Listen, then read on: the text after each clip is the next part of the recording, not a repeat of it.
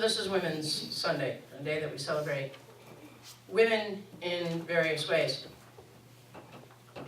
Over the years, women in Northern America have pushed successfully against the rigid roles of women's work versus men's work. Women are still pushing today, what with the average pay of women being still less than the same job for men. On average, women make about 78% of what men make. According to the American Association of University Women, the pay gap is worse for women of color. Asian American women's salaries show the smallest gender pay gap at 90% of white men's earnings. Hispanic women's salaries show the largest gap at 54% of white men's earnings. White men are used as a benchmark because they make up the largest demographic group in the labor force. That's from the American Association of University Women. There are some careers where women are still are not accepted. Some groups of people don't like the idea of women making money at all. I know I still walk into groups of clergy that are men and feel some hostility, surprisingly enough. Now, when I say that some groups of people don't like the idea of women making money at all, I could say some people don't like the idea of women working. But the truth is, everybody wants women to work. Women have always worked and worked hard. They just don't always get paid for their work. Women always have a job, but they don't always get to have a career. When I look at the list of ministries that Jesus talked about in this parable, I see cooking and taking care of people, clothing people, visiting them, nursing people back to health, so on and so forth. Women and men both do these things. However, in general, when men do these things, they do them as a job. They get paid. I'm not saying that's true absolutely all of the time. But generally, women volunteer these kinds of services while men get paid. So, for instance, one thing that has always made me curious is that a woman is expected to grow up and learn to cook, and if a little boy wants to cook, that's kind of an oddity. Unless they become a great chef. In which case, well, that's okay because he's making lots of money. And oh my goodness, what a wonderful chef and what a big hat. What? So you have to have the uniform and you have to get paid money to get the respect. But you see a woman chef and people go, oh, what are you doing in the kitchen? Which sounds really weird. But it's not about the work. It's about the money. And it's about the position. And it's about the prestige. In Jesus' time, women's work included getting water from the well for the household. I think we've talked about this before. That meant carrying big, heavy jars a long distance. And then, big heavy. I don't mean like this. I mean like this.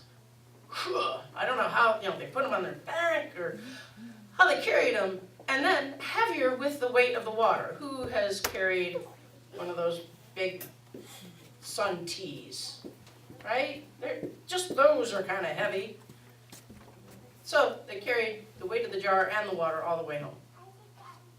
The divided expectations of women and men didn't always have to do with muscle power or body proportions. A lot of times I say, well, women's work and men's work are divided based on what they're physically able to do or what they're emotionally inclined toward. But that's changes. Generation to generation, every 100 years or so, So it's got nothing to do with that, because if it did, the men would be like, oh, little lady, let me help you with that water jar. And they didn't. They're like, good for you. Now I'm going to go to the marketplace and do what I do, but you better get that water there in a hurry. Mostly it has to do with taking care of the household, whatever that means. Or taking care of business, whatever that means. I grew up in a different kind of household. My dad cooked. And he taught my brother to cook. Because he said, someday you're going to be hungry, son. Uh-oh. So you better learn to cook. And my mom, the way my mom's work schedule was, my dad was home to make dinner. So I grew up with a dad that would make dinner a lot of times. My mom loved to cook, and she did it quite a bit. But during the week, coming home from school, it was my dad who was home. And it was my dad who made dinner, because he had his own independent business. He could do that. And it just made sense. However, the work was divided in my family, with my dad got to do all the outside stuff, and my mom got to do all the inside stuff. And that was by my mom's design. Because she said, Fred, if we're going to move to the farm, I'm not doing that stuff. This is your choice to move to the farm. But my mom made butter, and she made, she just did some incredible stuff inside the house. But if the goats got out, unless it was absolutely necessary, it was my dad and us that went and got the goats. She's like, I don't want to do all that stuff. That's not my choice. So I lived in a different kind of a situation. My dad is a person who likes riddles a lot. And in the 60s and 70s, my father had a riddle that would stump a lot of people. And it went something like this. A father and his son were in the yard playing ball. The son was running to catch the ball, and his foot landed in a hole in the yard. He twisted his ankle terribly, and his father brought him to the hospital. They determined the boy's ankle needed surgery, but the surgeon at the hospital said, I can't operate on that boy because he is my son. How can this be? How can this be? And people in the 60s and 70s mostly answered my dad's riddle incorrectly, saying, well, the surgeon was the biological father of the boy, and the father who brought him in was the adopted father. And my dad would say, no, the surgeon was the boy's mother. Now that's not much of a stretch at all to imagine, right? But back then they'd go, why, Fred, that was a good one. And my mother would be washing the dishes going, and my dad would be all, because he believed that. You can be anything you want to be. In the church, I think it's very important that we function in the gifts that we've been given by God. Even if our culture opposes a man or a woman taking on a certain role, if God gives them a gift in that role, it's a beautiful thing. I remember my dad talking about the farmers in the area. And he would proudly boast of this one woman who lived, about 3 miles away. Her father was aging, and she was slowly taking over the farm. And he would say, she's the best farm administrator I've ever seen. And the way she handles those cattle, really amazing. And it wasn't, when he would say she's strong, he didn't mean that she was all bulked up. She meant she was strong with them, and they knew who she was. It was a gift that she had.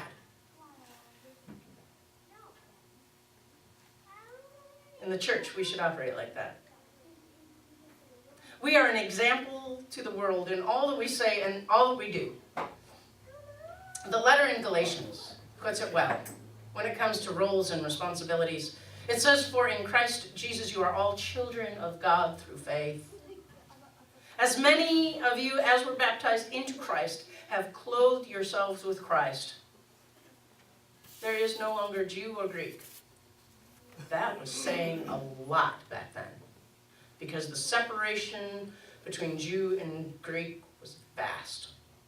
But here the writer of Galatians is saying, in Christ, there's no Jew or Greek. There's no longer male or female. There's no longer slave or free, for all of you are one in Christ Jesus. In Christ we live on an open playing field, equal. God doesn't see roles the way that we do. God sees love. This is why feeding the hungry, clothing the naked, giving drink to the thirsty, visiting those in prison, welcoming the stranger, and aiding the sick are required for all of us. Because not only are women and men to be on an equal playing field, so are the rich and the poor, the sick and the healthy, the prisoner, the slave, and those who are free. That's good news. This is gospel. Good news. Here's some more good news. Jesus didn't say to take care of just the Christians in prison, or to take care of the sick who are part of your church. St. Francis of Assisi said, where there is charity and wisdom, there is neither fear nor ignorance. That's powerful. Where there is charity and wisdom, there is neither fear nor ignorance. Sometimes we don't help people because we're afraid of them. Sometimes we don't talk to people, give ministry to people because we're ignorant of their situation. Another quote is often attributed to St. Francis, possibly misattributed, but it's a good quote anyway. Always remember to preach the gospel, and if necessary, use words. Preach the good news. Always. Use words if you have to. Not required. Kindness, generosity, and being present as ministry to the least of these is our call. This goes beyond roles or gifts. It goes beyond being a woman or a man. Love is love. Love is love. You know, you see these pictures on Tumblr or Facebook or in a scrapbook where you see a father holding a baby gently or playing with a kid. And you go, oh. Because sometimes our mind forgets what a loving, tender father looks like. We think of the dad going away and the mom staying at home and being there for the baby. But when it's the dad and we catch it in a picture, oh, look at that.